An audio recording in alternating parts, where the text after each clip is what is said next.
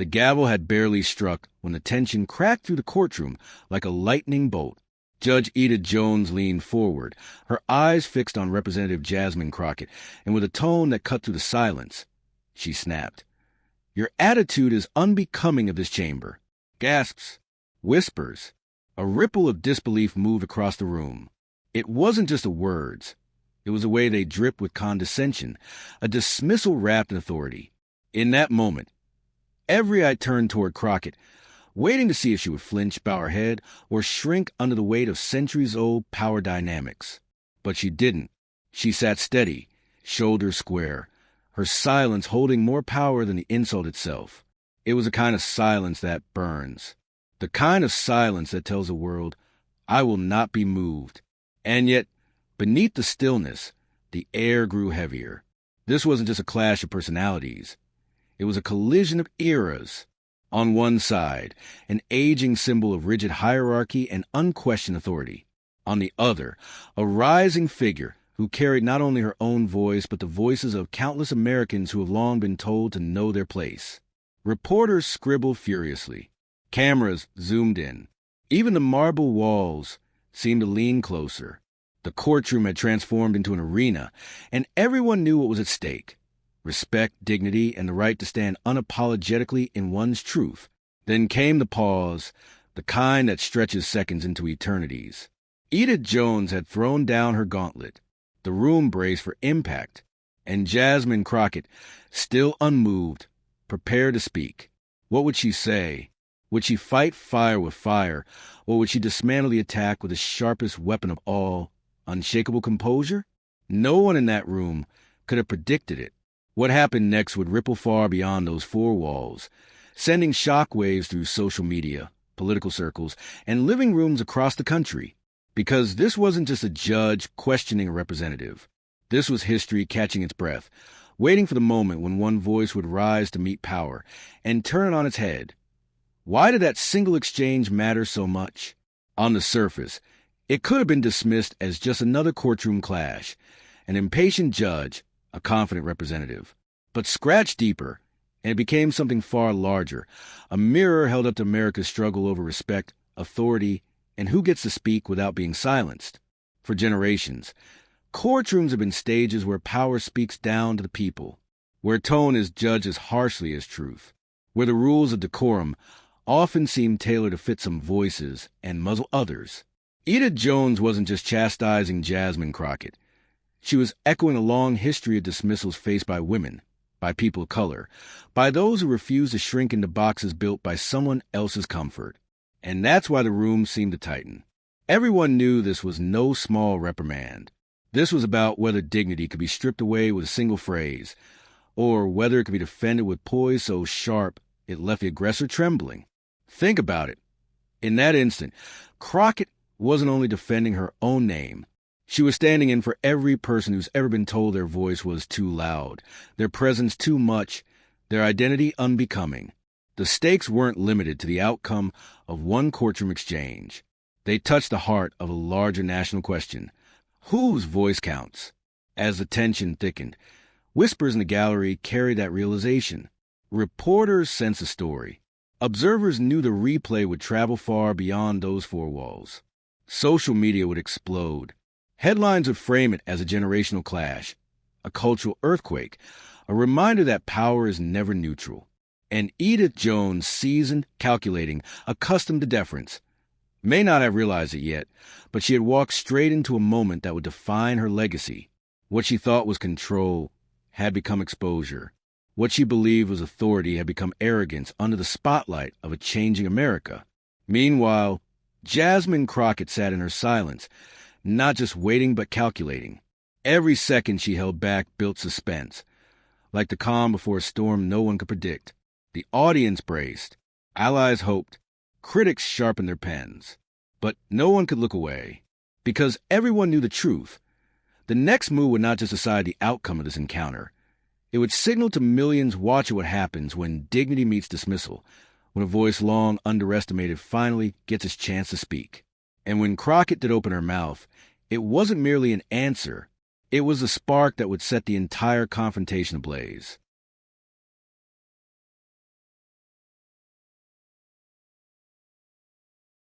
to understand the weight of that moment.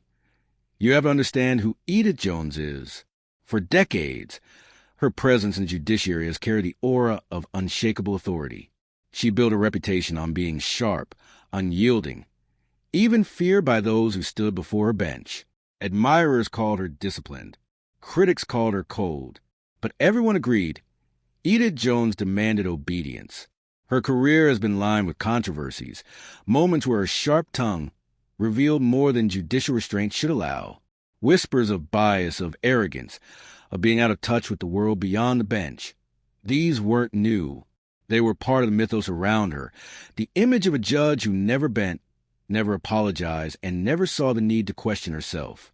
But authority can be a double-edged sword. Over time, her style hardened into something else, a refusal to adapt. While the country shifted, becoming more diverse, more outspoken, more unwilling to accept being talked down to, Jones stayed rooted in an old order. To her, respect meant submission. To her, dignity was something granted by the powerful, not claimed by the individual. So when she leaned forward in that courtroom and questioned Jasmine Crockett's attitude, it wasn't just a spontaneous rebuke. It was performance honed by years of habit, a reflex born from believing her word could shrink another's worth. Yet that very habit was her flaw. Because in a world where cameras roll, where clips go viral in seconds, the same condescension that once went unquestioned now looked like arrogance exposed under brightest light. And in Jasmine Crockett, Edith Jones had found not another voice to silence, but the wrong opponent to underestimate. If Edith Jones was the embodiment of rigid authority, Jasmine Crockett represented its opposite.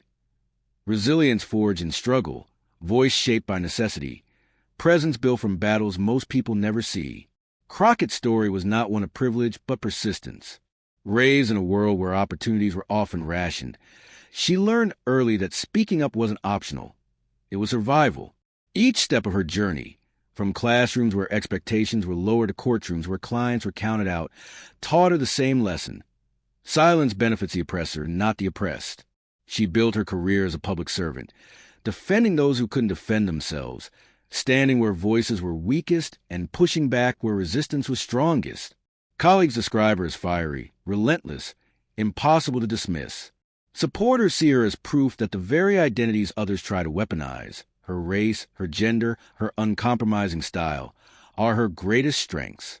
That's what made this confrontation so compelling. Crockett wasn't just another representative caught in a moment of courtroom drama. She was a culmination of years spent fighting uphill battles, of never being handed respect but forcing space for it with her presence alone. And so, when Edith Jones attempted to clip her wings with a single comment about attitude, Crockett carried into that silence more than just her personal pride. She carried her community, her heritage, her identity, the countless people who had been told they were too much or not enough. Her composure in that instant wasn't passive. It was powerful. It was the calm of someone who had fought storms before and learned exactly when to unleash the thunder. What Jones saw as insolence was, in truth, confidence earned the hard way. What some labeled arrogance was dignity, refusing to bow. Crockett wasn't preparing to defend herself alone. She was preparing to defend every person whose worth had been measured by standards written to exclude them. The stage was set. On one side, tradition clinging to its authority. On the other, a challenger armed not just with words, but with a life lived in defiance of silence. And as the weight of that history pressed down on the courtroom, the question lingered. When she finally spoke, would she merely answer Jones, or would she shatter the very power dynamic the judge thought unshakable? The silence didn't last long. Judge Edith Jones, sensing that her rebuke hadn't landed with the force she expected, pressed harder. Her tone sharpened, each word coated in the authority of someone used to unquestioned obedience. Representative, this chamber requires respect. Do you understand that? The words echoed with a sting, not just because of their meaning, but because of the unspoken message beneath them. Know your place. Eyes darted around the room. Some braced for a clash, others for a collapse. But Jasmine Crockett did neither. She sat steady, her expression calm but unreadable, her silence growing heavier with every passing second. That composure unsettled Jones more than any shouted response could have. The tension thickened. Jones leaned further, trying to rattle her opponent, as if volume and posture could force submission. "This is not about you," she snapped, her gavel striking again. "This is about the dignity of the court." But those words betrayed her, because dignity, in that instant, didn't belong to the bench. It belonged to the one refusing to be cowed. Crockett's restraint was speaking louder than any protest could, and the gallery could feel it. The balance of power was shifting, inch by inch, with every second that Jones tried and failed to bend her. And yet, everyone knew it couldn't hold forever. The silence was a storm building pressure. Crockett's response was coming. The only question was when, and how devastating it would be. The courtroom leaned in, breathless, because when dignity is tested and arrogance refuses to relent, the moment of release is never ordinary. It's explosive, and Crockett was about to prove it. Then, at last, Jasmine Crockett spoke. Her voice wasn't loud, but it carried, steady, deliberate, the kind of voice that cuts deeper because it doesn't need to shout. "Respect," she said, her eyes locked on Edith Jones, "is not something you demand. It is something you earn." The words hung in the air, heavy as stone. For a heartbeat, no one moved. The judge, the gallery, even the reporters stopped mid-scribble. Crockett had chosen not to lash out, but to dismantle the insult with precision. She leaned forward, her tone unwavering. "You speak of dignity as though it belongs to this chamber alone. But dignity doesn't flow from a chair or a robe or a gavel. It flows from how we treat one another. And if my presence here challenges you, perhaps it's not my attitude that is unbecoming, but the refusal to see me as an equal." Gasps rippled across the room. Some shifted uncomfortably. Others stared wide-eyed, caught in the electricity of the moment. It wasn't just a counter-argument. It was a mirror turned back on the very face of power. Jones, unaccustomed to such defiance, faltered. Her hand froze on the gavel. Her authority, once unquestioned, seemed suddenly fragile, exposed under the weight of Crockett's truth. The courtroom had tilted, and everyone could feel it. Crockett continued, her cadence deliberate, each sentence landing like a hammer striking iron. "I represent people who've been told their voices didn't belong in rooms like this. I carry their stories, their struggles, their right to be heard. And no dismissal, no matter how sharply spoken, will ever erase that." Silence followed. But this time it wasn't oppressive. It was reverent. Even those who disagreed couldn't deny it. This was more than a response. This was a reckoning. For the first time, it was Judge Edith Jones who seemed small, her authority trembling under the weight of dignity that refused to bow. The gallery knew they had witnessed something rare, a shift in the air, a moment that would not stay locked in this courtroom but would echo far beyond. And indeed it would, because as soon as those words left Crockett's mouth, the world outside was already preparing to react. The moment Jasmine Crockett's words echoed through the chamber, the story outgrew the courtroom. Reporters rushed to file their pieces, headlines already forming. Representative dismantles judge with one line. Within hours, the clip spread across social media like wildfire. On Twitter, hashtags surged. Memes captured Crockett's calm defiance, paired with captions like, "This is what dignity looks like." Instagram reels replayed the mic drop moment on loop, while TikTok creators added dramatic music, framing her as the symbol of resilience. Politicians weighed in. Some praised her courage, calling her words a reminder of what public service should look like. Others scrambled to downplay the exchange, realizing the tide of public opinion was already surging in her favor. And ordinary people, teachers, students, activists, immigrants, parents, shared the clip with their own captions. "I've felt this before. This is my story, too." Finally, someone said out loud. The ripple effect was undeniable. What began as a clash between one judge and one representative had become something larger, a national conversation about dignity, power, and who gets to define respect.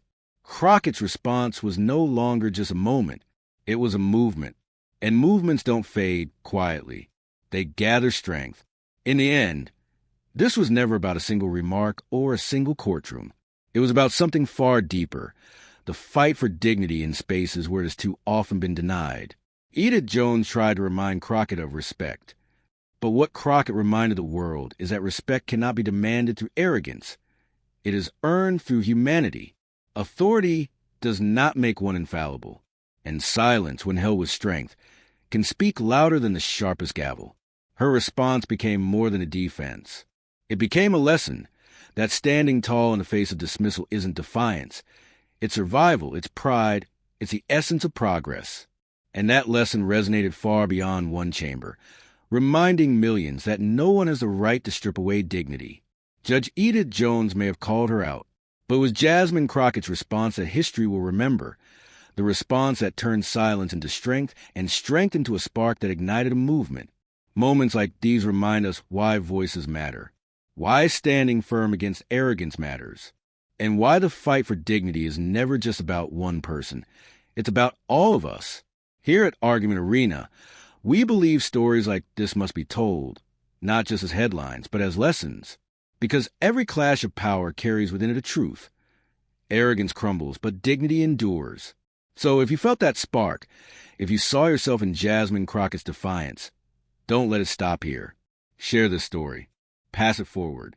Remind someone else that their voice has weight, that their presence has value, that no insult can erase their worth. And if you want to keep hearing stories where power is challenged, where truth stands tall, and where dignity always finds its voice, subscribe and join us. Because this isn't just a channel, it's a community. And together, we are the arena where arguments meet justice, and justice always deserves to win.